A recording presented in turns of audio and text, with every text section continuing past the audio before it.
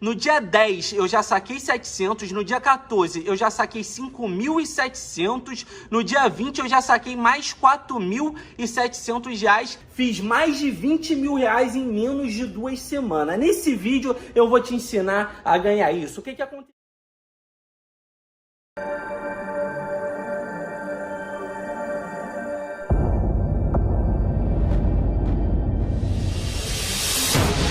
O princípio de tudo.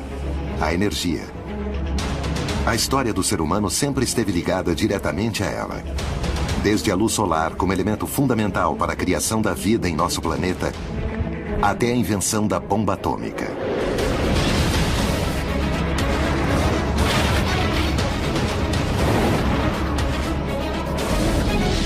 O ser humano aprendeu a explorar a energia, mas nunca imaginou que sua própria avareza o levaria a uma situação insustentável e sumamente perigosa. Uma situação onde uns poucos controlam os recursos de muitos. Ou seja, os de todos. Há muito dinheiro em jogo e, portanto, muitos interesses. A cobiça teria impedido o maior desenvolvimento tecnológico e energético. Há muitos interesses de grandes grupos econômicos frustrados no poder. Pode uma sombra obscura ter ameaçado o destino de homens valentes que tentaram mudar o mundo em que vivíamos? Quem está movimentando os fios de nosso presente? Poderíamos estar vivendo em um mundo muito melhor? Quem tem nosso futuro em suas mãos?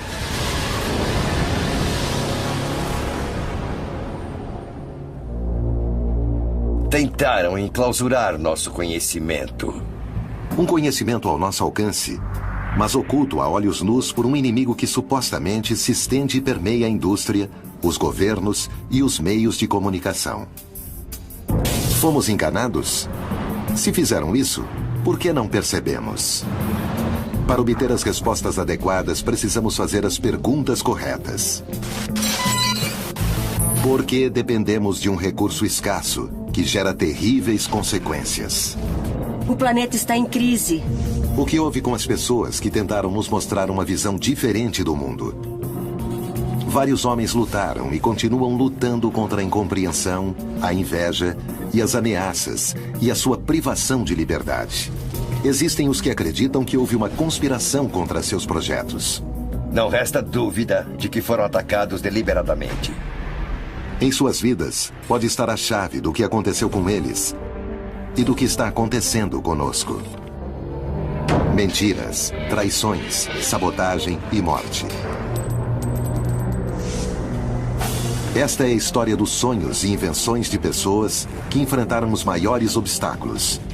E de pessoas que, como nós, talvez vivam enganadas sem saber.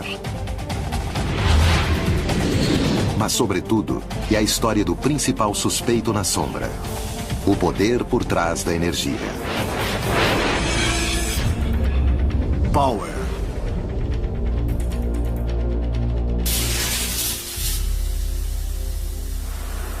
A energia sempre foi poder.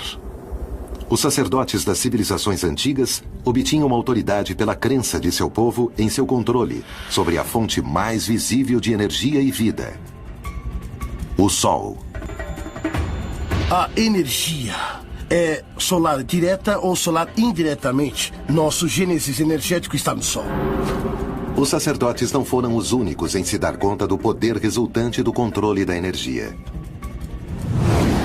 As culturas que primeiro conseguiram aproveitar a energia de uma maneira domesticada com o desenvolvimento das primeiras técnicas agrícolas, ao entender os ciclos solares e com os avanços no armamento bélico resultando da manipulação do fogo, foram as primeiras que conquistaram o poder na antiguidade. No mundo moderno, tudo mudou com o aparecimento de uma nova e voraz demanda de energia. A era industrial havia começado. Ironicamente, a energia não só se transformou em um recurso primário desse mundo industrial, como também passou a ser uma indústria em si mesma. E com isso, os empresários passaram a ser os distribuidores e concentradores energéticos do planeta. Essa riqueza em biodiversidade e água não pode estar subordinada a interesses empresariais de grupos poderosos multinacionais e nacionais de curto prazo. Sempre será uma guerra de interesses. E na guerra, sempre haverá vítimas. Grandes cientistas e inventores se opuseram a interesses econômicos implacáveis, planejando fórmulas novas para desenvolver alternativas ao petróleo. É o caso de Nikola Tesla, Rudolf Diesel, Eugene Malov, Stanley Meyer e Paul Pantone, entre outros tantos. Todos eles têm uma visão à frente de sua época e com o desejo de fazer avançar a sociedade em direção a um futuro mais limpo e mais justo.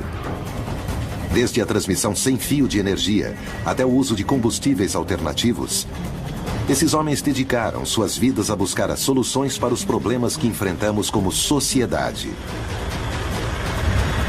Na verdade, se pudéssemos identificar uma coisa para baixar o preço, para reduzir a pobreza, certamente nós escolheríamos a energia. A Revolução do Carvão alimentou a Revolução Industrial. E com isso, as civilizações realmente avançadas são baseadas nos grandes avanços da energia. O tema da energia em nível mundial está ganhando uma importância cada vez maior no século XXI. O que está em jogo é nem mais nem menos que a sobrevivência da humanidade. Estamos simplesmente sendo os cúmplices desse capitalismo global e das empresas transnacionais, que estão provocando um problema de iniquidade gigantesco no mundo todo e que, se isso continuar, as tensões podem ser crescentes e chegar a um momento crítico que acho que ninguém quer. A escala de valores está totalmente de cabeça para baixo. Tudo o que importa é o dinheiro. Em um tempo muito recente, Iraque.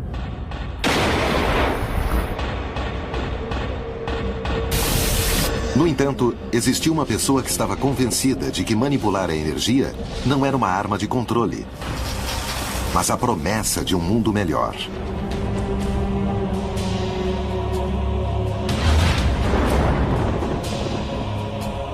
Nikola Tesla. Quando chegou aos Estados Unidos, o mundo estava a ponto de mudar para sempre. Como se fosse um presságio, seu nascimento foi durante uma tormenta elétrica.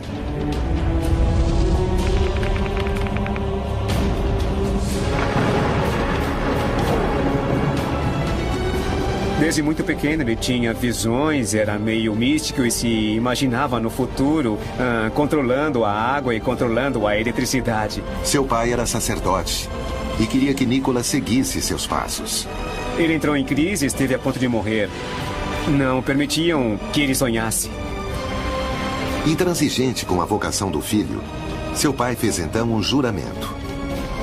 Se seu filho sobrevivesse, permitiria que ele estudasse engenharia. Tesla ouviu que se ele se recuperasse, poderia fazer o que ele desejasse. E então tomou a decisão de estudar engenharia. Tesla não era uma estudante comum. Logo se destacou. E seus professores não entendiam a sua capacidade de realizar operações de cálculo avançado em sua mente. Essa mente poderosa o levou a vislumbrar o futuro. Durante uma visão, Tesla desenhou um diagrama de sua invenção na areia. Logo nasceria a corrente alternada, algo que usamos todos os dias no mundo todo para transmitir a luz elétrica.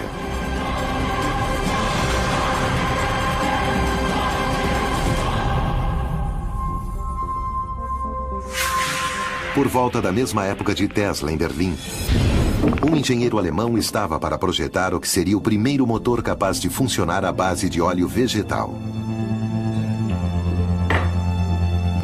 Seu nome, Rudolf Diesel. Foi um homem muito dedicado a entender a termodinâmica dos motores de combustão.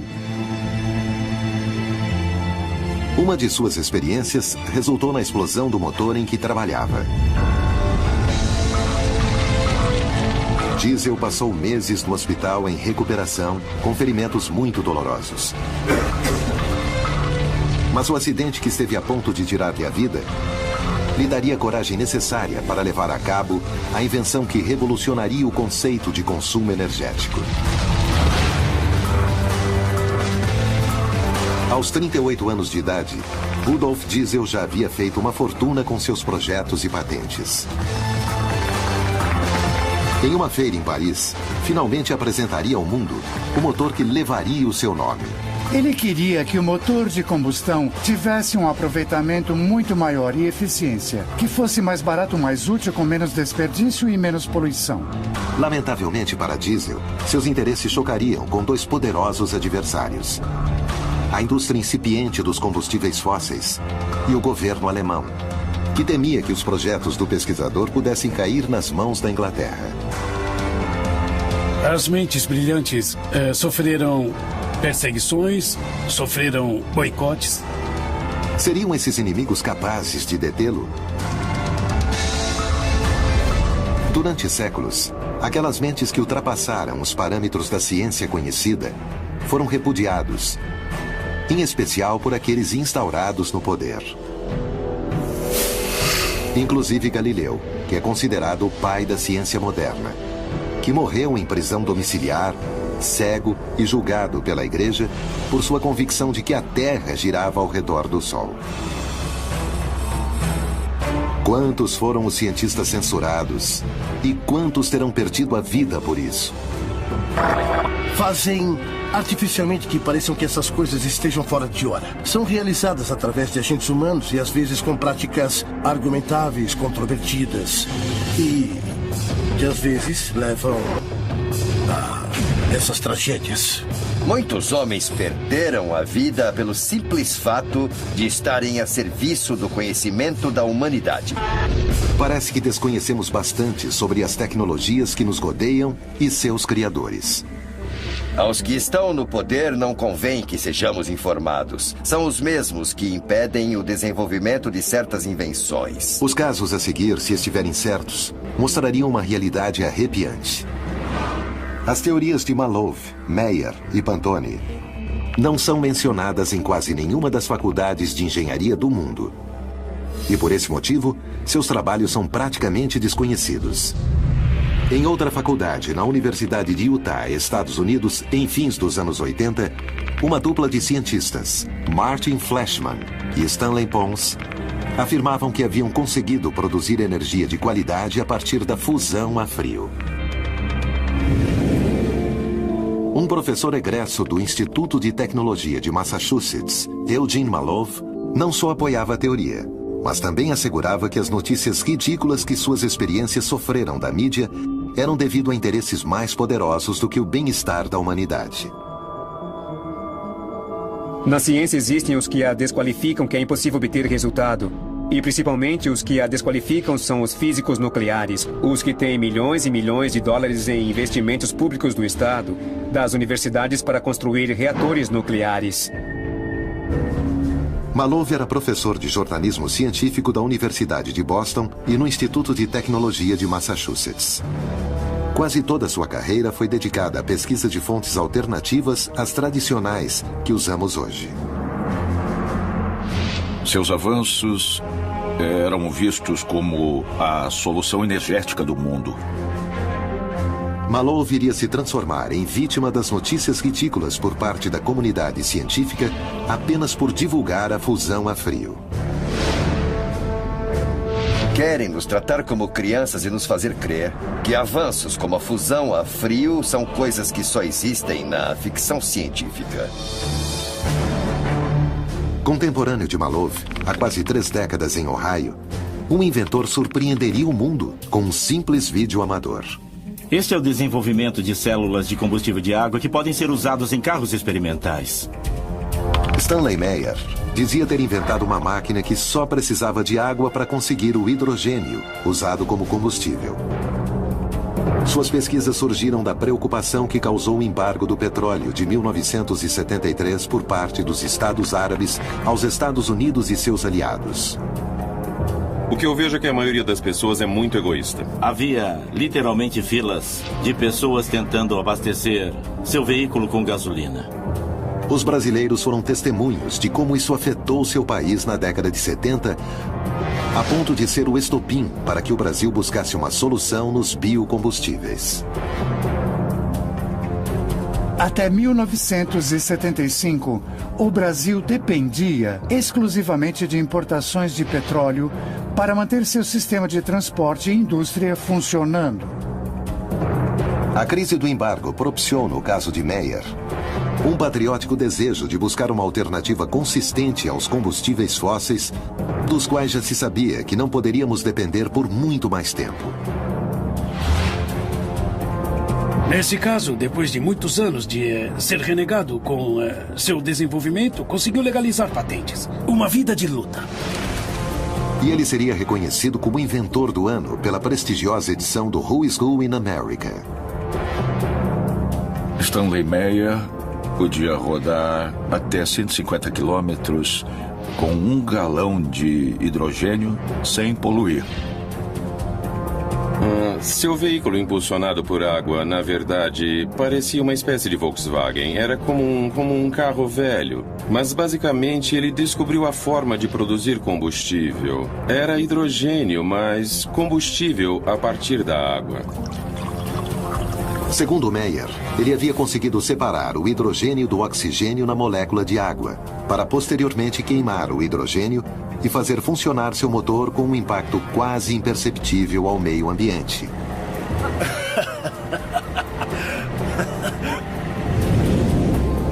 Em algumas escolas do México, está sendo experimentado outro tipo de motores que funcionam também graças à água. Por meio da informação obtida em planos disponíveis pela internet, foi possível recriar o motor Pantone, também conhecido como JIT. Paul Pantone, assim como Stanley Meyer, após a crise do petróleo, começou a se preocupar com o preço dos hidrocarburantes e decidiu fazer alguma coisa a respeito. Em 1979, ele começou a construir um sonho. O sonho de um combustível que permitisse que os motores não produzissem poluição.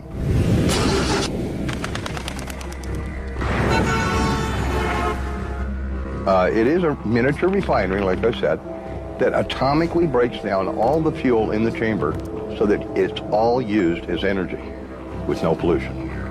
No início dos anos 80, ele terminou seu primeiro protótipo funcional do JIT, o Global Environmental Energy Technology.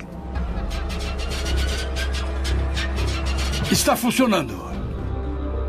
O negócio por trás da energia poderia ser afetado por essas mentes brilhantes que tentaram mudar o mundo.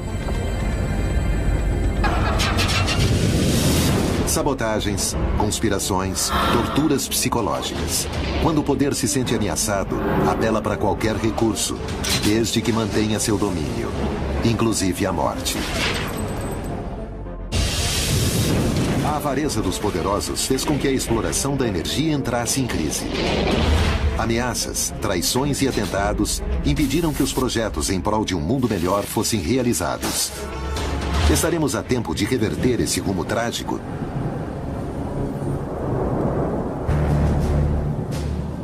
No conflito da energia, sempre houve dois lados. Os que quiseram impulsionar seu desenvolvimento até limites inimagináveis e os que viram nisso um negócio. Tesla pensava que seria possível obter uma fonte de energia inesgotável. Mas quando seu futuro parecia ficar mais promissor, seus verdadeiros problemas começaram. Ao chegar nos Estados Unidos, ele só tinha 4 centes no bolso, alguns poemas e uma carta de recomendação dirigida a uma pessoa muito especial, Thomas Alva Edison. Na carta escrita por Charles Beckelor, um funcionário da empresa de Edison na Europa, era possível ler: Sr. Edison, conheço 2 grandes homens. O primeiro é o senhor. O outro é o jovem que leva esta carta. Tesla estava entre um grande inventor, um grande cientista e um louco que planejava coisas as pessoas não entendiam. E isso, é claro, criou também muitas dificuldades. Dizem que ao ler a carta, Edison o contratou imediatamente. Mais adiante, Tesla descobriria que seu empregador passaria a ser o seu pior inimigo e que seu sonho se transformaria em um pesadelo. Edison jamais cumpriria suas promessas.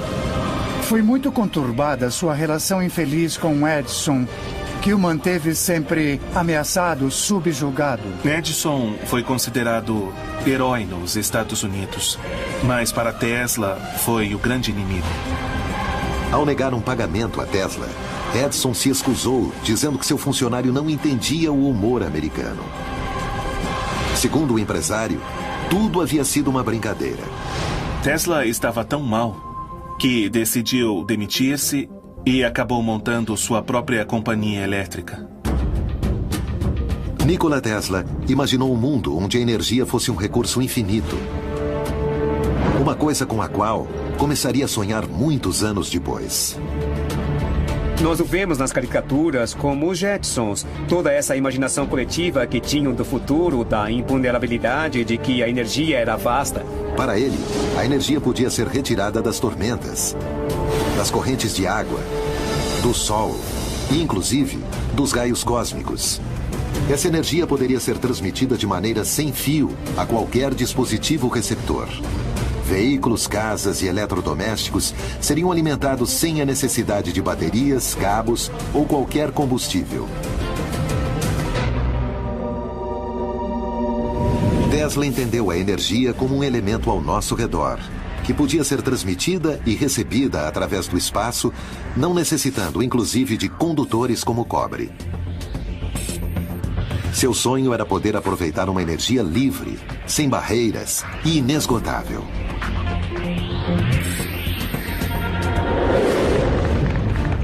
A torre Wardenclyffe, o projeto inacabado de Tesla, capaz de transferir eletricidade mediante ondas eletromagnéticas, caberia agora na palma da mão.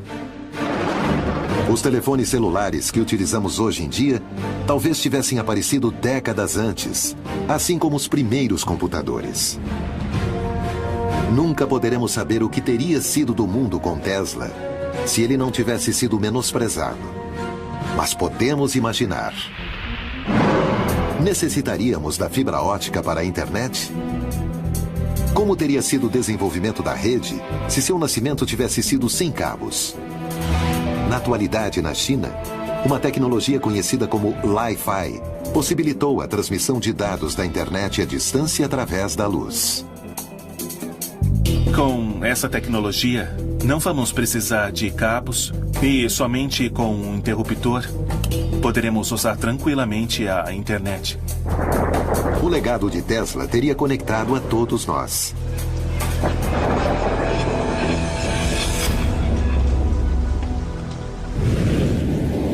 Há casos similares ao de Tesla na América Latina, como o do psicanalista brasileiro Norberto Kepp.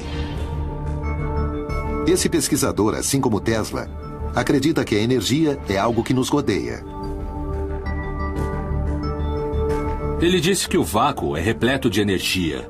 E o próprio vácuo é a energia. Os planetas, o corpo humano, a matéria não se sustentam no universo por causa de forças intrínsecas à própria matéria.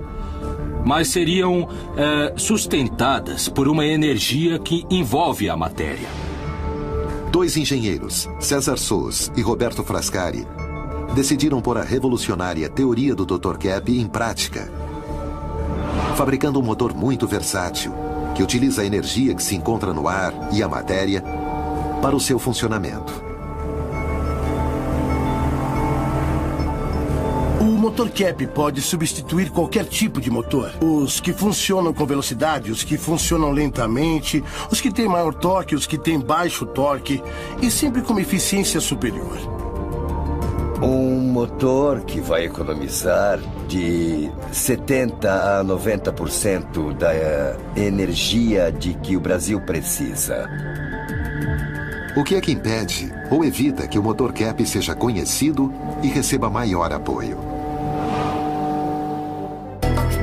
Agora nós fazemos isso com nossos próprios recursos e é muito difícil a gente conseguir sócios ou investidores nesse sentido, porque há muitos interesses envolvidos. Imaginem quantos interesses, quantas empresas, quantas multinacionais estariam envolvidas. Parece que as dificuldades encontradas por esses pesquisadores são sempre as mesmas. Suas descobertas são vistas mais como ameaças do que como avanços?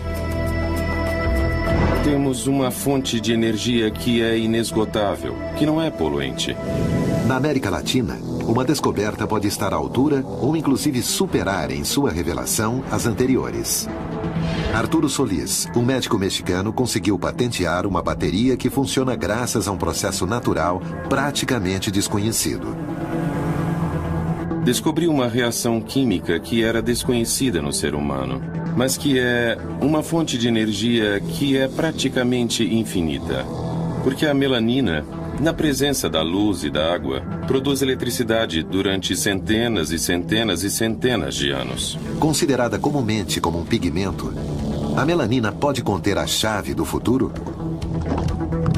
A primeira vez que pude acender um LED com baterias de melanina foi em 2006. E esse LED continua aceso dia e noite. E está aceso e continuará, já que a melanina é a substância mais estável que se conhece. Como isso poderia chegar a afetar nosso mundo? O que precisa de energia, podemos corrigir com a energia da fotossíntese. Na realidade, todas as fontes de energia são úteis, mas esta vai nos permitir, pela primeira vez na história da humanidade, iluminar a Terra sem aquecê-la. E isso muda totalmente o panorama. Por que, então, não foram feitas mais pesquisas neste campo?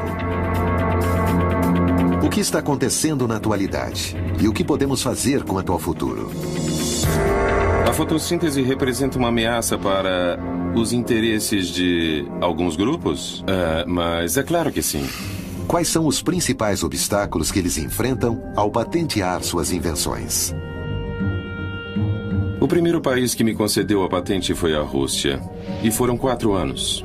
O advogado de patentes dos Estados Unidos uma vez me explicou que os Estados Unidos haviam demorado tanto porque estavam revisando a patente secretamente do Departamento de Energia da agência. O investimento que eu tive de fazer foi todo do meu bolso, do meu trabalho diário. Assim como esses pesquisadores latino-americanos, Tesla acreditava que a meta final devia ser o bem-estar humano. Ele agia sem pensar no custo ou no lucro que podiam ter essas invenções. Ele dizia, a energia existe, basta apenas utilizá-la. A história da humanidade progrediu a partir da descoberta de novos sistemas energéticos para melhorar sua qualidade de vida e começar a evoluir.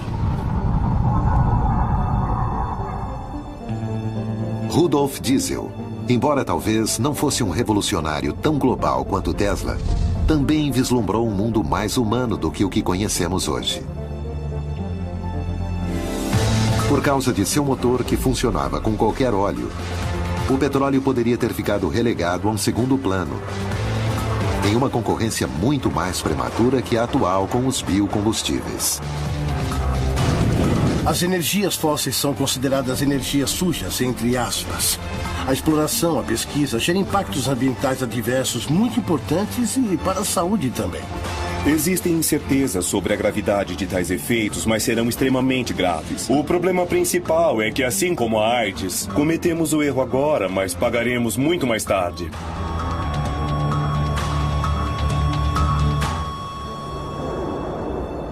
Antes de morrer, Diesel prognosticaria o seguinte: o uso de óleos vegetais como combustíveis pode parecer insignificante hoje.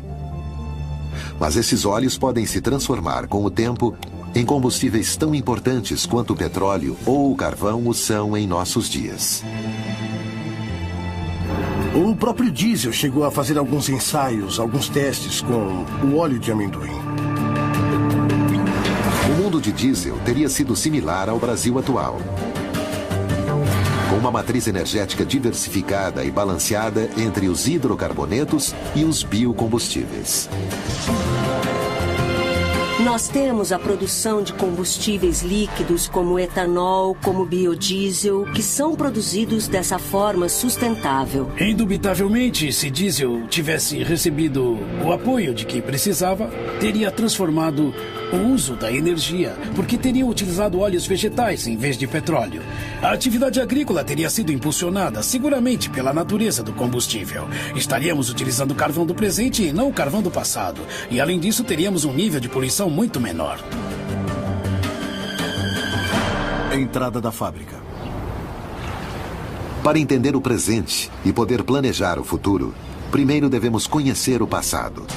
O nosso passado é obscuro. A energia significa poder fazer as coisas. E todo mundo precisa dela, a quer e a deseja. O historiador e político inglês Lord Acton disse certa vez: o poder corrompe, e o poder absoluto corrompe absolutamente. Ninguém encarnaria melhor o conceito de poder absoluto que J.G. Rockefeller e seu monopólio energético, a Standard Oil Company. Uma corporação que nunca mais foi vista, capaz de controlar todo o mercado sozinha. O mercado do petróleo. O ouro já não era dourado, mas negro. Rockefeller tem a visão de criar a Standard Oil, que finalmente, depois de alguns anos, se transforma em um monopólio. Esse monopólio entrou em conflito com as leis dos Estados Unidos e foi empresa em várias empresas. Essas empresas posteriormente mudaram de nomes e surge então a Exxon, Mobil e Chevron. Posteriormente foi acrescentada a Shell. Embora nem todas tenham a mesma origem, elas passaram a ser chamadas genericamente as Sete Irmãs porque eram realmente as empresas que moviam o mundo do petróleo. Pouco tempo depois do surgimento da indústria petrolífera, nasceria outra indústria energética, a elétrica. E dois homens se apropriariam dela: Thomas Alva Edison e J.P. Morgan. Edison fundou a Edison Electric Light Company, que logo se chamaria General Electric, com a ajuda de alguns dos homens mais poderosos dos Estados Unidos. A General Electric é a única empresa das 12 originais do Dow Jones que aparece na atualidade depois de 117 anos. Forbes a considera a terceira maior empresa do mundo. Além de inventor, Edison foi um homem com uma marcante visão empresarial. E as ideias de Tesla bateriam de frente contra a dele, e, sobretudo, contra a ideologia de Morgan. Ele se importava apenas com o dinheiro e o poder. Tirava do caminho todo aquele que o atrapalhasse.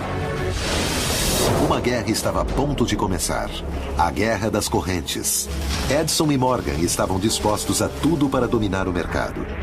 Mas Tesla lutaria para impor suas ideias. Diesel também decidiu enfrentar o poder, algo que poderia ter lhe custado sua própria vida. Quando o invento vai contra seus interesses, a máquina que domina a energia é capaz de tudo. No entanto, pesquisadores como Tesla e Diesel lutaram para impor suas ideias revolucionárias para melhorar o mundo, pondo em risco suas carreiras e suas próprias vidas.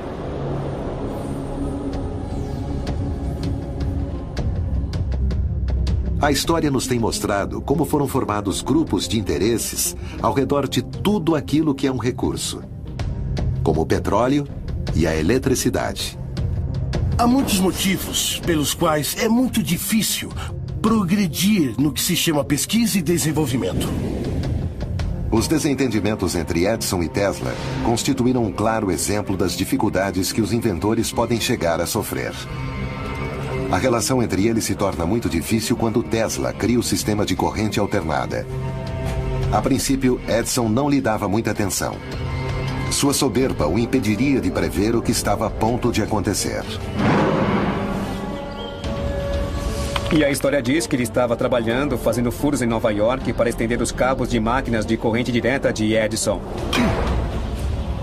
Tesla não suportou nem o caráter, nem as tarefas, nem o trabalho para o qual o haviam designado. Então ele se demitiu. Tesla obteve ajuda de um engenheiro empresário que acreditou nas vantagens de seu invento. George Westinghouse. As vantagens que oferecia a corrente alternada em comparação com a direta eram enormes. E Thomas Alva Edison começou a sentir que perdia terreno diante de Tesla.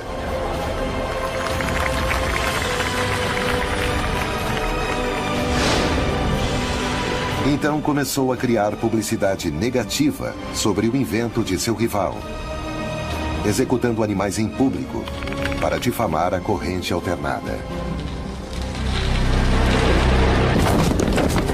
O que Edison fazia era terrivelmente diabólico. Ele eletrocutava animais ao vivo, em público, assim como uma espécie de circo. Apesar de tudo, Tesla e seu aliado Westinghouse ganhariam finalmente a guerra quando obtiveram o contrato para pôr os geradores nas cataratas do Niágara, recebendo tanta publicidade que Edison foi incapaz de sabotá-los. Conta-se que, até 1910, 1912, o Comitê de Prêmio Nobel de Física havia postulado a Edison e a Tesla para o Prêmio Nobel de Física. O que se diz é que nenhum dos dois aceitou dividir o Prêmio Nobel e a decisão foi então para nenhum dos dois. Tesla ainda teria que lidar com um inimigo muito mais poderoso. J.P. Morgan. Rudolf Diesel também se chocaria com os interesses de duas indústrias gigantescas, a petrolífera e a militar. Havia nascido na França, havia passado a infância na França, foi mandado aos 12, 14 anos para a Alemanha. Então ele não estava casado com uma nação. Ele poderia aceitar a proposta da Inglaterra ou da França, que lhe ofereciam implementar seus motores em submarinos, e os alemães queriam adiantar-se a isso. O motor de diesel não só era muito mais eficiente energeticamente que o resto dos motores de sua época. Tinha a característica que podia funcionar com um combustível que podia ser obtido de vegetais.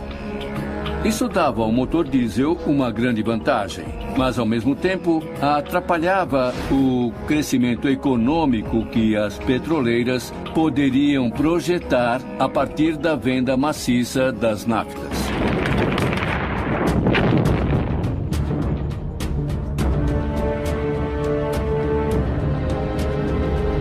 A Primeira Grande Guerra estava a ponto de ser conflagrada, e os interesses pela produção de motores eficazes para caminhões, tanques e barcos eram prioritários.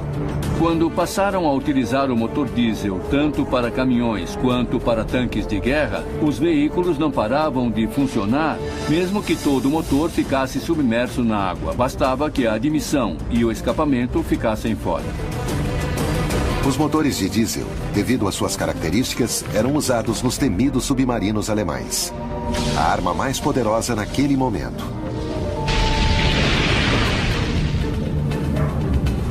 O inventor ignorava os perigos a que estava a ponto de se expor.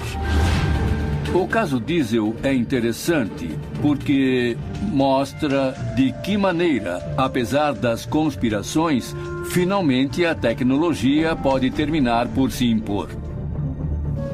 Apesar de gozar de um gênio excepcional, Tesla, o inventor do século XX, como passou a ser chamado, terminou seus dias ignorado e esquecido. Sua queda começou quando o financiamento de suas pesquisas ficou nas mãos de J.P. Morgan, o sócio de Edison. Morgan percebeu o potencial que tinha a transmissão de ondas de rádio e decidiu financiar Tesla em seu projeto de construção da torre Wardenclyffe. Mas Tesla não só queria transmitir ondas de rádio com a torre, mas também eletricidade sem fio, capaz de ser usada por qualquer um, onde quisesse. Isso chocava diretamente com os interesses de Morgan. Como isso interferiria em seu negócio?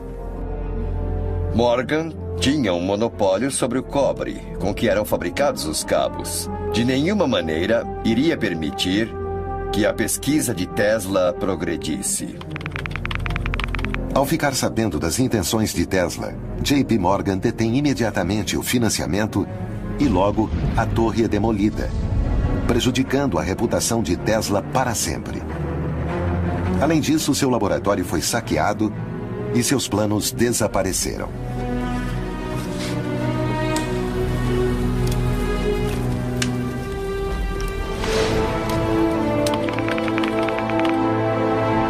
Tesla passou seus últimos anos marginalizado pelo mundo da ciência. Tudo o que ele fazia era alimentar as pombas. O inventor acabou se refugiando na suíte 3327 do Hotel New Yorker.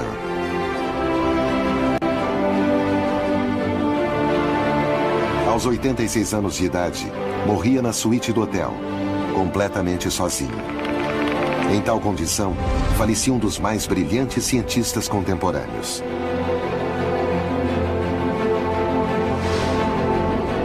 O certo é que para o mundo naquela época, era como se Tesla tivesse morrido há muito tempo. Sempre prejudicado por Edison e sua máquina de relações públicas, nunca teve seu merecido reconhecimento.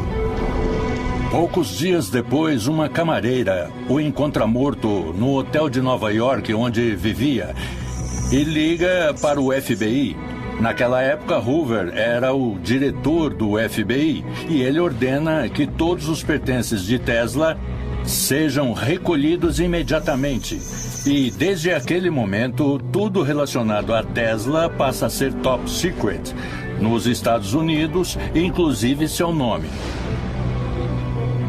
Isso nos ocultou o verdadeiro alcance de seu legado.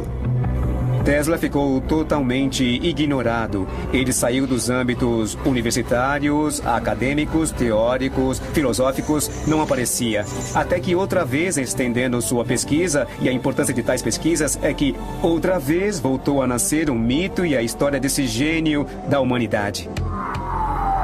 Na era da informação, é cada vez mais fácil ter acesso ao conhecimento.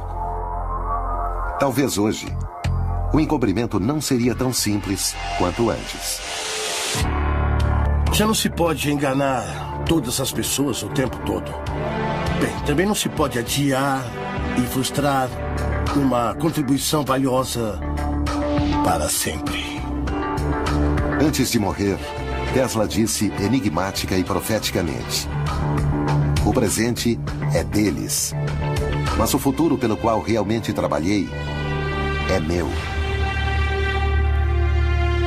A quem se referia Tesla quando disse eles?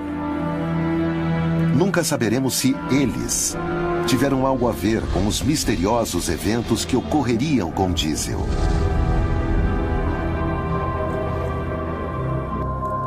Rudolf Diesel subiu a bordo do vapor Dresden com a intenção de reunir-se com empresários que fabricavam seu motor em Londres. Naquela noite, jantou no restaurante do barco e retirou-se ao seu camarote por volta das 10 da noite, pedindo que o chamassem às 6h15 da manhã do dia seguinte. Pela manhã, Diesel não respondeu. Ninguém da tripulação tinha notícias dele. Dias depois, outra embarcação de origem holandesa encontrou o corpo sem vida de Rudolf Diesel flutuando na embocadura do rio Escalda. Em seguida, disseram que havia sido suicídio, pois se dizia que o cientista tinha problemas financeiros e de depressão. A morte que Diesel sofreu pode ter sido tramada por interesses do petróleo ou talvez por serviços de inteligência alemães ou ingleses. É possível encontrar o motivo de alguns alemães malvados que o queriam morto, com certeza. Que as circunstâncias de sua morte não foram as mais normais. As pessoas costumam morrer na cama. Rudolf Diesel começa com seu projeto em 1899. Em 1913, amanhece flutuando em um rio. Então, não há muito o que pensar, não, dos grandes interesses que existem no petróleo. O certo é que ele desapareceu, mas sua vida não. Qualquer que seja o motivo, Rudolf Diesel não viveu para ver o desenvolvimento de seu engenhoso invento. E nós jamais poderemos saber qual de suas teorias é certa. Antes de morrer, Diesel deixou por escrito sua visão de um futuro em que o petróleo não seria a indústria dominante. Ele viu um futuro com combustíveis alternativos. Uma visão que é amplamente compartilhada por especialistas na América Latina. A América Latina tem a matriz energética mais limpa do mundo. Mas o motor de diesel, em princípio, funcionava com uma ampla variedade de combustíveis. Após sua morte, os motores diesel só se desenvolveram para funcionar exclusivamente com derivados do petróleo. Casualidade? Conspiração? Ou oportunismo? Um multimilionário se suicida, cai no rio. Isso tudo pelo dano que o dinheiro ia lhe causar? Não, eu acho que a teoria da conspiração é muito bonita, muito romântica e muito atrativa e que deve ser explorada. Mas não temos nenhuma prova, não tivemos nunca nenhuma confissão de um alemão, não tivemos nunca nenhum testemunho de nenhum fato criminal. Alguém o empurrou pela borda, ou talvez ele tenha saltado. Não sabemos. Talvez nunca saibamos a verdade do que aconteceu a Diesel. Mas sabemos que ele não foi o único que sofreu um destino misterioso e trágico. Defensor da fusão a frio e da energia livre, Eugene Malov também teve um final tão dramático quanto suspeito. Por que certos inventos progridem e outros não? O que há por trás das mortes de alguns pesquisadores? A história da energia está marcada por traições, sabotagens, vítimas fatais e uma grande dúvida: quem controla realmente nosso destino? O poder que as grandes indústrias energéticas controlam conta com uma capacidade econômica descomunal. Seríamos capazes de reagir contra uma máquina assim? Pode alguém demonstrar sua existência? Eu acho que é uma conspiração contra o interesse do público em geral. São essas empresas que consideram que há uma conspiração que vem de fora e de que tentam realmente mudar as coisas ou buscar fontes renováveis de energia. A indústria de hidrocarbonetos tem uma grande vantagem hoje em dia. O campo não está bem nivelado. Favorece uma indústria que já existe há muito tempo e está trabalhando para manter esse poder. O que pode fazer um único indivíduo contra uma máquina assim tão grande e eficaz? É provável que esse indivíduo não consiga mais do que acabar na falência, desacreditado. Eugene Neff Malov tentou reverter a forma com que concebemos a produção energética. O futuro era, segundo ele, a fusão a frio, uma reação nuclear à temperatura ambiente, onde dois núcleos atômicos se fundem para formar um maior, liberando uma grande quantidade de energia. Isso supõe uma fonte de energia inesgotável, econômica, limpa e ao alcance de todos. Malov defendia a fusão a frio conseguida por Stanley Pons e Martin Fleischmann. No ambiente universitário, etc., foi uma grande comoção. Em condições diluídas e com um sistema muito doméstico, eles conseguiram demonstrar e publicar que se gerava uma energia com um fenômeno de fusão de hidrogênio e hidrogênio a hélio, mas que ocorria em forma diluída, com os hidrogênios que estavam na água. O mundo, asseguravam, seria um lugar completamente diferente. Uma dona de casa seria capaz de produzir em seu lar uma enorme quantidade de energia de forma segura, barata e limpa. Seria como ter um reator nuclear, do tamanho de uma caixa de sapatos, abastecendo a todas as necessidades de uma família média.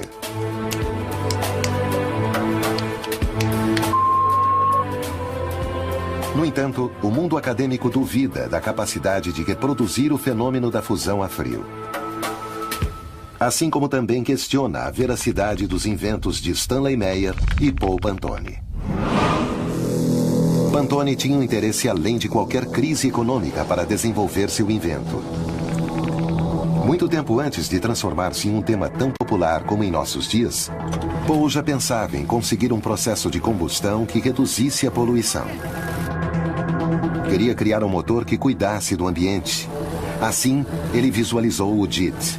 Um homem que simplesmente queria deixar uma impressão melhor quando partisse que a que encontrou ao chegar. Esse é um sentimento que, com certeza, eu apoio. Segundo Pantone, neste preciso momento poderíamos modificar qualquer motor para que, em vez de gasolina, funcionasse, em sua maioria, com qualquer líquido. E só utilizaria uma pequena porcentagem de combustível convencional para a partida. Seu segredo, o plasma criado a vácuo. O que realmente ele desenvolve é o que chamam os engenheiros químicos um reformador de plasma. O plasma, muitos o identificam como o quarto estado de agregação da matéria. Parte da base de que o combustível pode ser mais bem condicionado para fazer a combustão. O agregado de água em alguns motores de combustão interna pode chegar a produzir diminuição na poluição. Nós temos que atender a uma nova restrição. E essa restrição tem a ver com a emissão de dióxido de carbono. E isso é uma coisa que com certeza tem que chegar a zero. Poderiam os motores de Pantone mudar o panorama de cidades como México e Santiago do Chile, melhorando a vida de milhões de pessoas? Há alguém nessas cidades que já está fazendo algo e não sabemos. Luiz Carlos Queiroz é um inventor mexicano que começou a sonhar com isso há alguns anos. Quando menino e via um carro funcionar, quando passava um carro levando pessoas, eu me admirava em pensar quem poderia imaginar como um carro funciona. Depois de estudar administração e trabalhar arduamente, o empreendedor mexicano por fim contava com os recursos para levar a cabo sua visão. Bom, chegou o momento, no ano 2000, precisamente em que ele disse, bem, eu quero realizar o meu sonho. A primeira coisa que queríamos fazer era um transporte público onde se levasse as pessoas, mudando o famoso bicitaxi por um veículo elétrico, já que o trabalho dos bicitaxis é um trabalho totalmente desumano. São 8, 10 horas, naquele pedacinho, sentado. E além disso, levando 200 quilos, pelo menos, é desumano. O carro Q finalmente estava pronto. Seu projeto era simples e prático. Por que então as autoridades não deram maior impulso a esse invento, que parece resolver uma problemática tão evidente?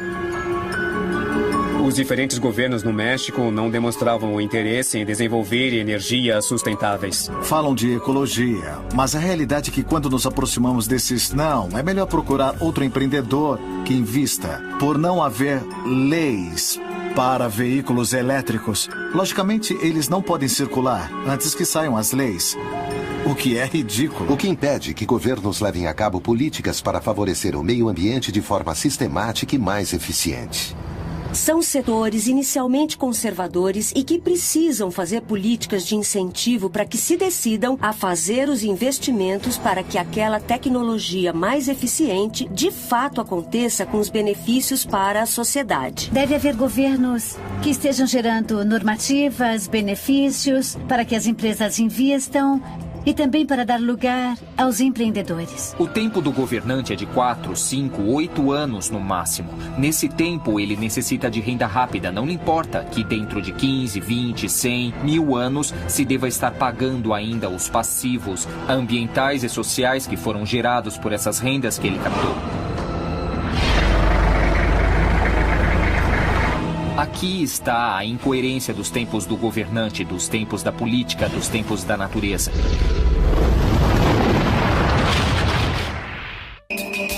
No caso de Eugene Malov, ele denunciava que uma comunidade científica com fortes interesses havia feito todo o possível para menosprezar, através da mídia, sua campanha a favor da fusão a frio.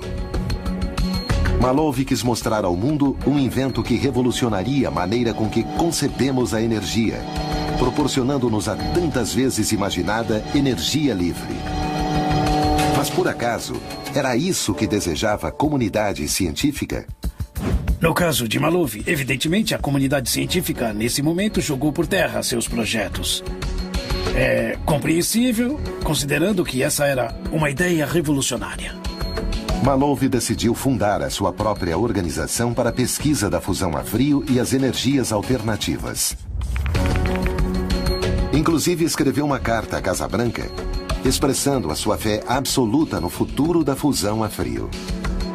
Houve um vácuo, nesse momento, no qual ele não foi escutado. como tantos outros. Mas alguém não o ignorou.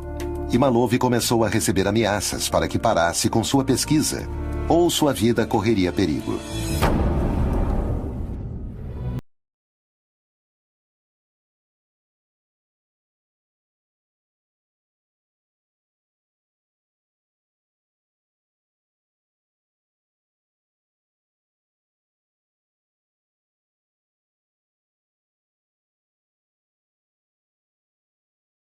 Malov foi assassinado a sangue frio. Horas mais tarde, encontraram sua Dodge Caravan abandonada em um estacionamento em Preston. A polícia informou que havia evidências de resistência, o que indica que Malov enfrentou seus agressores. O caso foi considerado como intenção de roubo.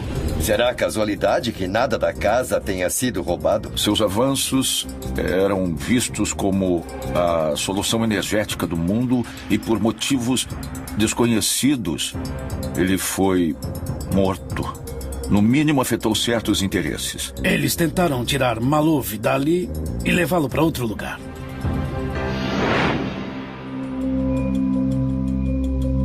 Atualmente são realizadas diversas experiências vinculadas à fusão a frio até por parte da própria NASA. Era por acaso Malov uma peça-chave em nossa era para a fonte de energia alternativa? Poderia isso desagradar alguém? O caso de Malov teve alguns pontos em comum com o de Stanley Meyer, inventor do motor a água. Além de ter de lidar com a difamação pela mídia, Meyer foi processado por 2 investidores que diziam que foram enganados. Durante o julgamento, o pesquisador nem ao menos teve a possibilidade de pôr à prova seu invento para demonstrar sua inocência. O tribunal o considerou culpado e o condenou a pagar um total de $25 mil.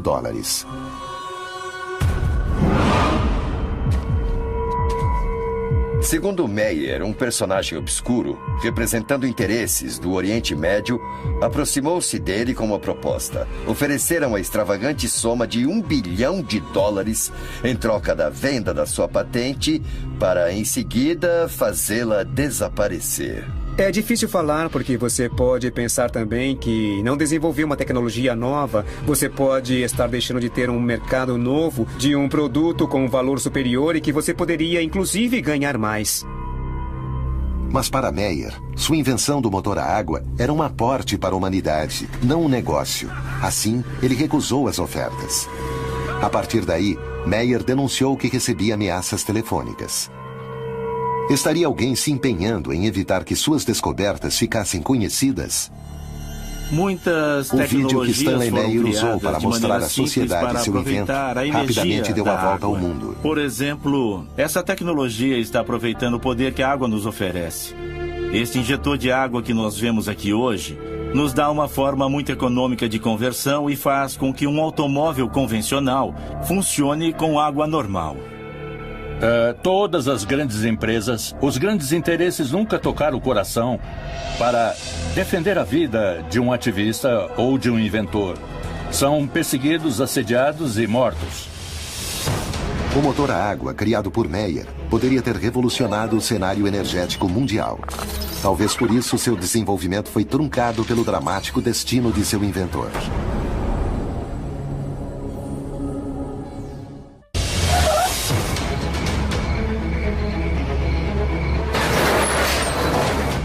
A história por trás do desenvolvimento energético inclui traições, sabotagens e perseguições àqueles inovadores que, com seus inventos, ameaçam o poder. Esses pesquisadores sempre sofrem misteriosos acidentes. Há uma conspiração contra aqueles que querem melhorar o mundo? Até onde é capaz de chegar o poder quando se sente em xeque?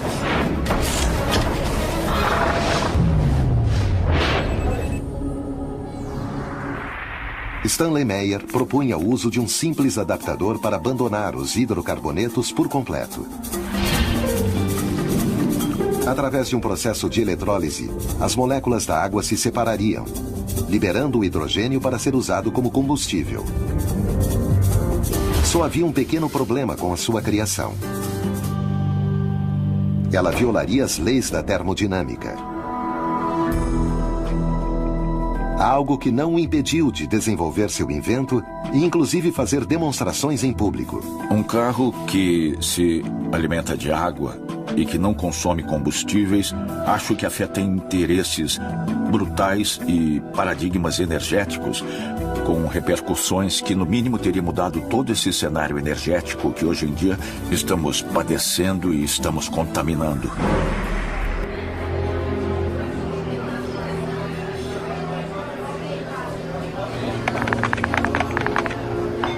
Stanley Meyer jantava em um restaurante em Grove City quando se encontrava à espera de uma reunião com investidores belgas.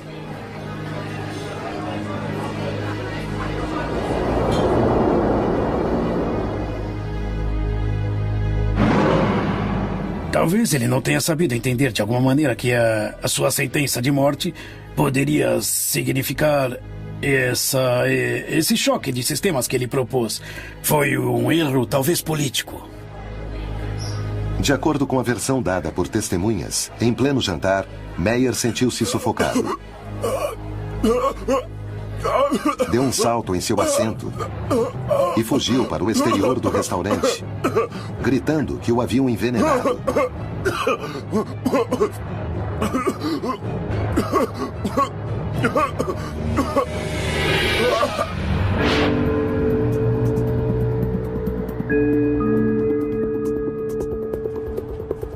Os clientes e empregados do lugar o encontraram morto no estacionamento.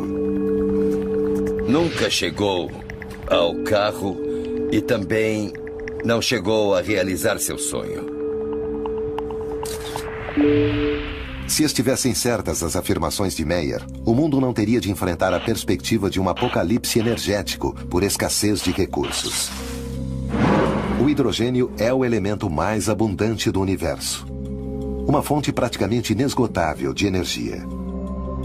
O hidrogênio pode ser uma fonte inesgotável, porque o hidrogênio é retirado da água. O hidrogênio se apresenta como um portador de energia capaz de ser transportada, ser utilizada no momento necessário e ser armazenada para os tempos de escassez. O hidrogênio é um combustível limpo. É o combustível mais limpo porque não gera dióxido de carbono. E sua combustão, uma vez que gera energia, transforma o hidrogênio em água. Somos conscientes do que acontece ao nosso redor? Foram desacreditadas tecnologias mais avançadas que as que temos à nossa disposição? Nesse caso, quem financiou os estudos científicos que as desautorizam? Temos pesquisado de onde vêm esses estudos, quem está pagando para que os cientistas participem de tudo isso. E isso sai de uma indústria. Talvez veja a indústria do combustível renovável como um desafio. Do que nos privaram? Por que nossos governos não disseram nada a respeito? É muito fácil sentar-se e ter o tempo todo muitíssimo dinheiro, receber todos os dias muitíssimo dinheiro de petróleos mexicanos como parte de seu orçamento e o resto importa muito pouco. E é aí que estamos realmente envolvidos na América Latina e que claramente há grupos que estão no poder que preferem o lucro rápido sem levar na devida consideração os custos ambientais e sociais que muitos desses projetos podem ter. O que aconteceria se os pesquisadores recebessem grandes somas de dinheiro para desenvolver seus inventos? Se houver algum lucro, as coisas se fazem sem nenhum problema.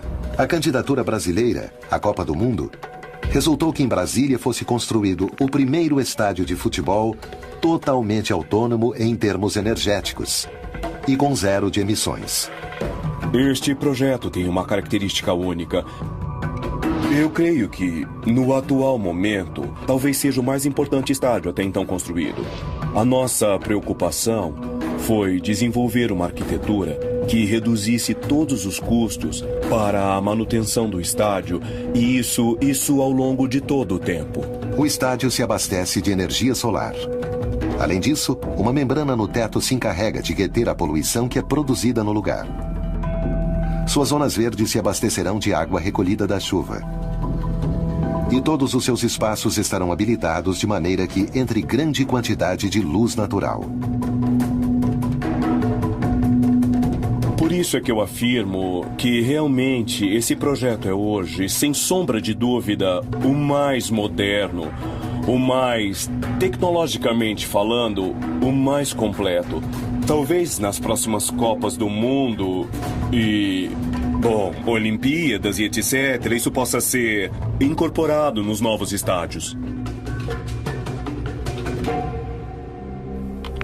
Segundo se fala sobre Paul Pantone, quando ele criou seu processador multicarburantes, JIT, se viu rapidamente angustiado por uma série de manobras legais para acabar com seus avanços.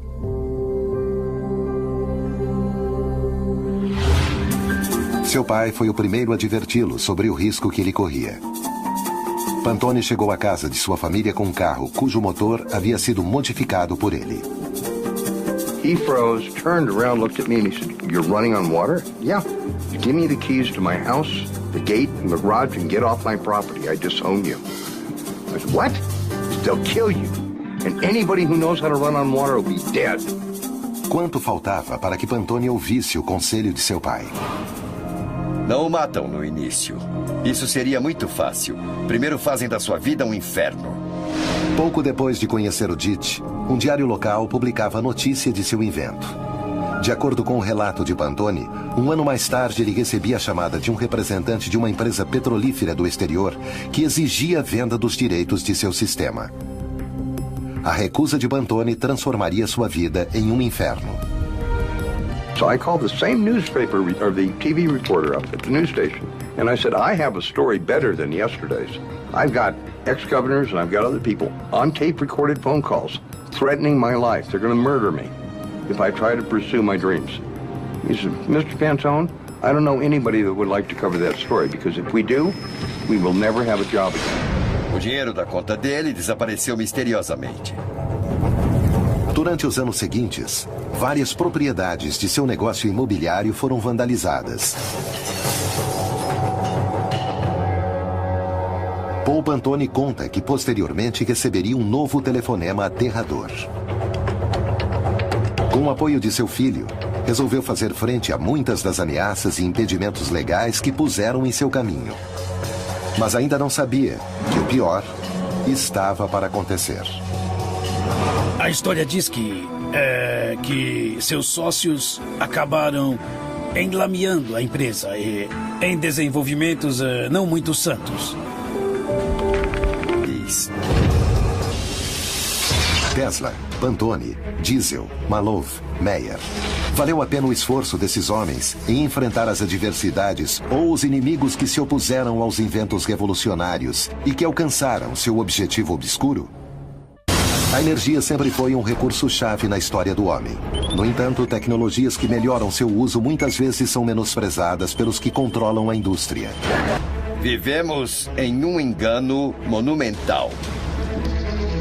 Após criar um revolucionário motor ecológico, Paul Pantone conheceria na própria carne o perigo de ameaçar o poder por trás da energia.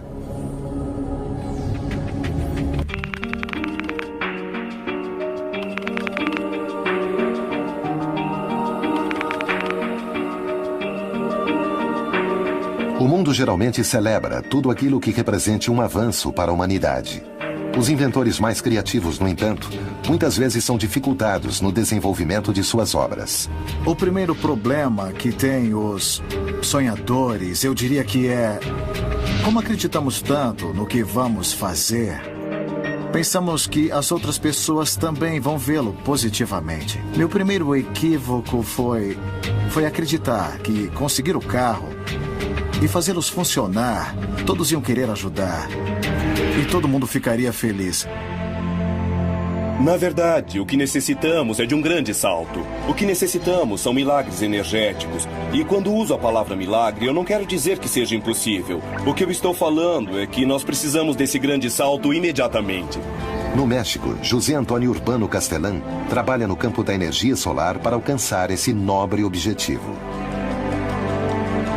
Gosto de um reator nuclear que se encontra a 150 milhões de quilômetros e que nós chamamos de Sol. Por que, se no México temos tanto Sol, não exploramos como tal? Sim, temos muito petróleo. É verdade que extraí-lo nos custa $3 e podemos vendê-lo a 90. Mas é um recurso finito e que contamina. Pensemos que, por exemplo, uma única hora de energia solar tem a energia necessária para abastecer o mundo todo por 1 ano. É verdade que não temos nem o conhecimento nem a tecnologia para aproveitar essa energia. Por isso, a palavra-chave é inovar. As estufas solares de Urbano Castellan são uma alternativa única para aproveitar a energia térmica do sol. Como funciona a estufa urbana? Tem 610 espelhos. São espelhos planos.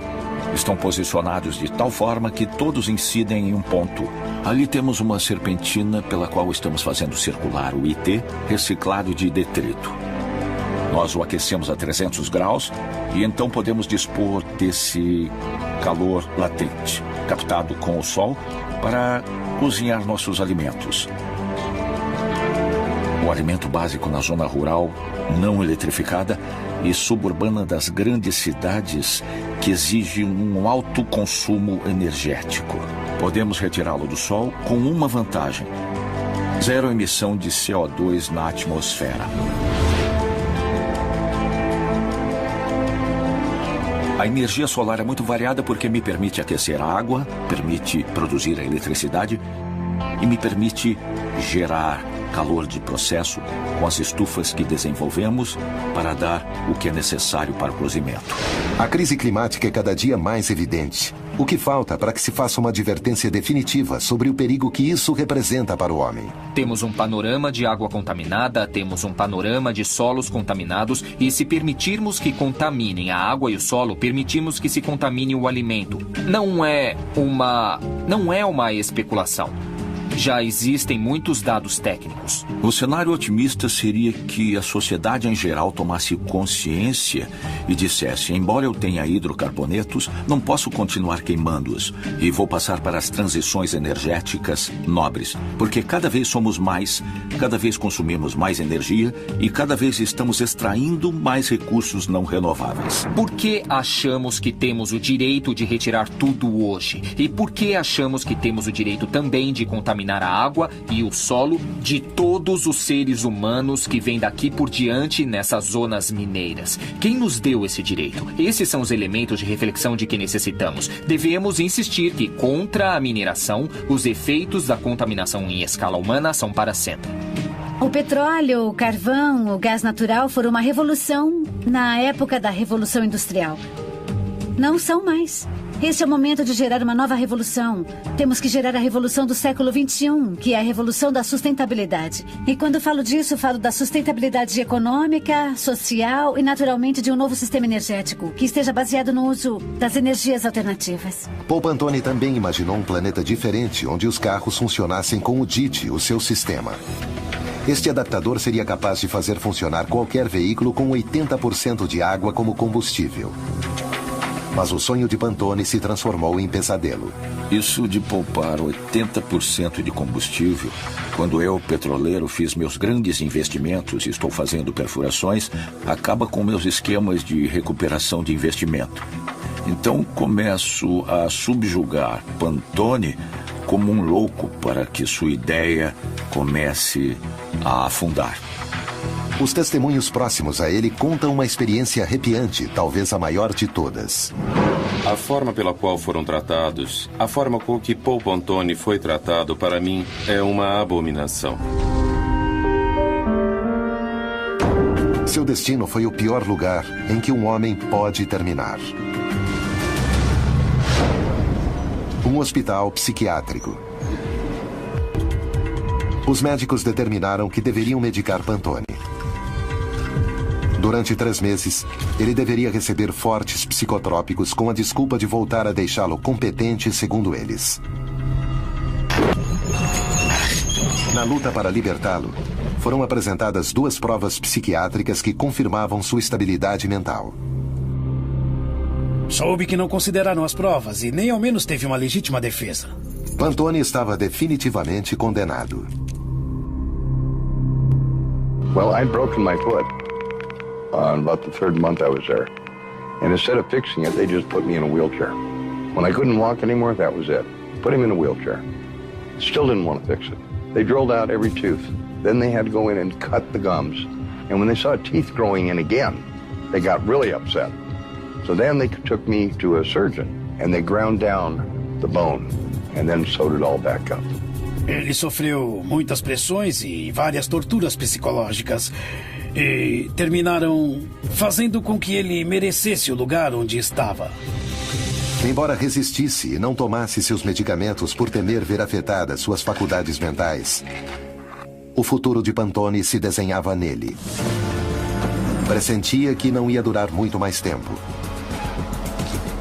Toda a esperança parecia perdida. Finalmente, seu filho David conseguiu chamar a atenção de um senador. Ao ver a falta de assistência médica e as condições em que Pantone se encontrava, o congressista entrou imediatamente em ação.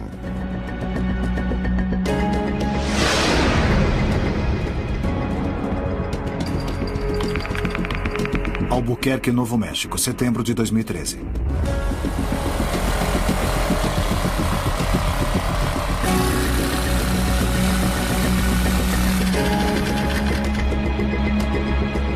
Isso vai na minha mesa, no lado direito.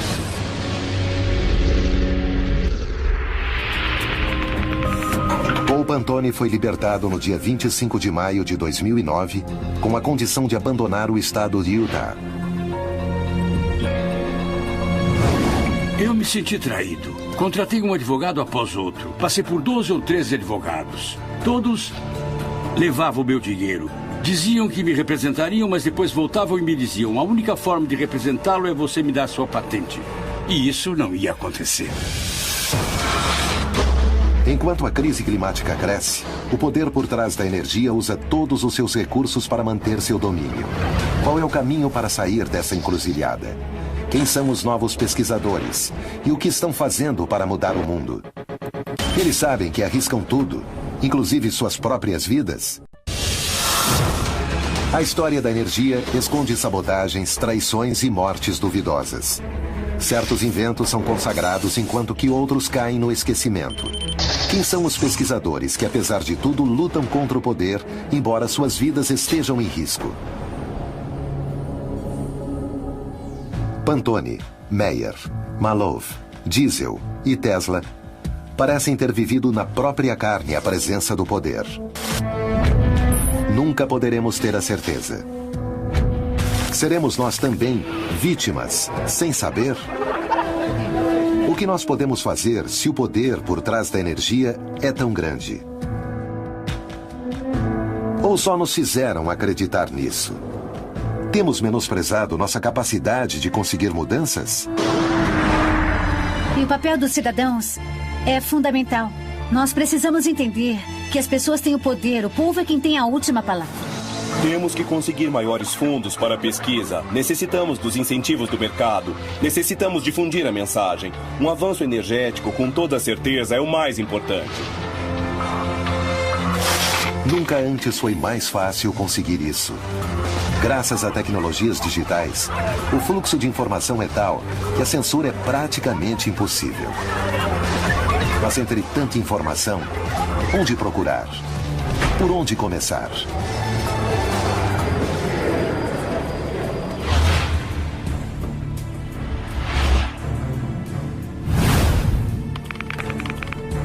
A 17 quilômetros de Abu Dhabi, está sendo construída na atualidade uma cidade cujo abastecimento energético provém unicamente de energias renováveis, somando-se a altas tecnologias de aproveitamento que são projetadas para não haver qualquer poluição.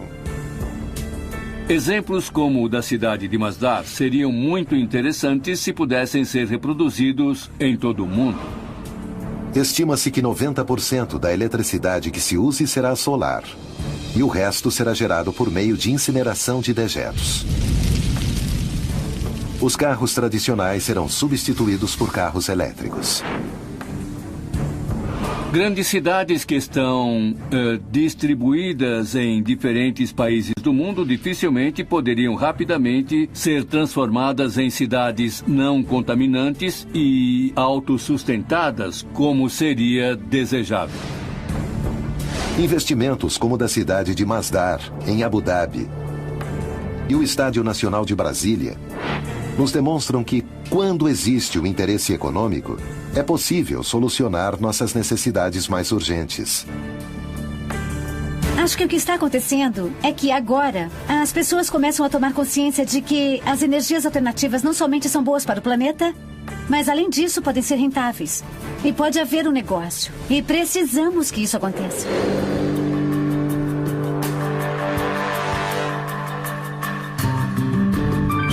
Estamos às portas de poder conquistar essa massa crítica. Nós mesmos também mudaremos nossa maneira de ver o mundo para viver uma nova humanidade, para viver as energias limpas, para viver novas economias e aproveitando as energias que efetivamente são infinitas, que o universo nos oferece, mas aproveitando-as de uma maneira mais amorosa e coletiva. Aplicar isso de forma maciça vai levar tempo.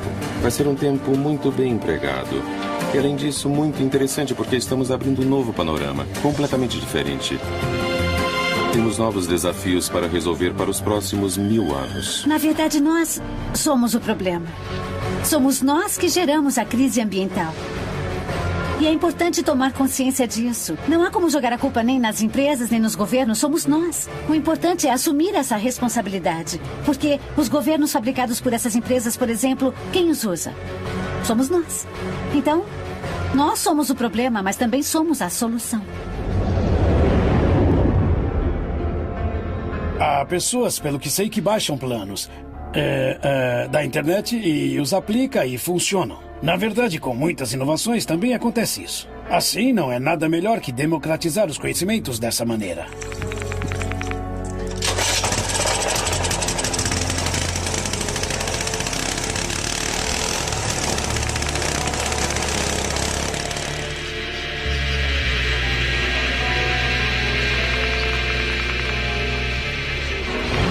Todos esses inventos, muitos dos quais podemos baixar hoje através da web, não mostram outra coisa além da grande capacidade criativa do espírito humano de melhorar a qualidade de vida.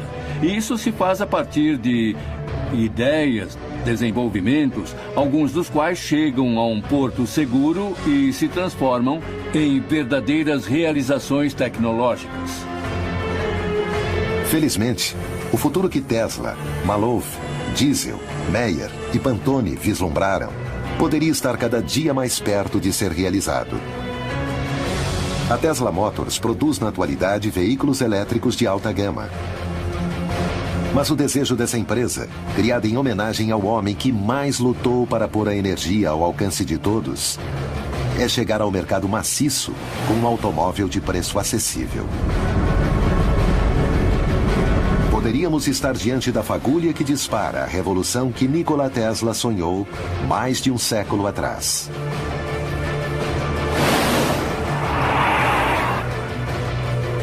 Eu costumava participar de um jogo com meu filho menor, David. Eu lhe dizia, preciso que você me diga qualquer invento que você imagine, qualquer coisa que se lembre. Diga-me uma coisa muito original a partir da sua imaginação. Eu fiz isso até ele completar 11 anos e meio. Ele não só me deu 21 inventos em 10 minutos, mas também me contou como seriam os comerciais para lançar cada um. Meu Deus, que foi que eu criei? Eu perguntava a mim mesmo, se era possível fazer com que uma criança de 11 anos lance ideias sem mais nem menos? Por que não estamos animando as crianças a serem inventores, em lugar de dizer-lhes que só podem fazer o que diz o livro? Talvez, como enunciam, o futuro será muito diferente do que a humanidade sonha. Os transportes serão outros. As economias e os governos sofrerão mudanças. E as energias limpas ganharão terreno. O importante é saber que no universo, a energia reina em tudo, inclusive no homem. O único capaz de modificar sua própria realidade. Poderemos algum dia encontrar uma fonte de energia que substitua o petróleo? Que destino terão os que dedicam sua vida a pesquisar teorias que vão contra os interesses mais poderosos? As dúvidas crescem, mas o tempo está acabando.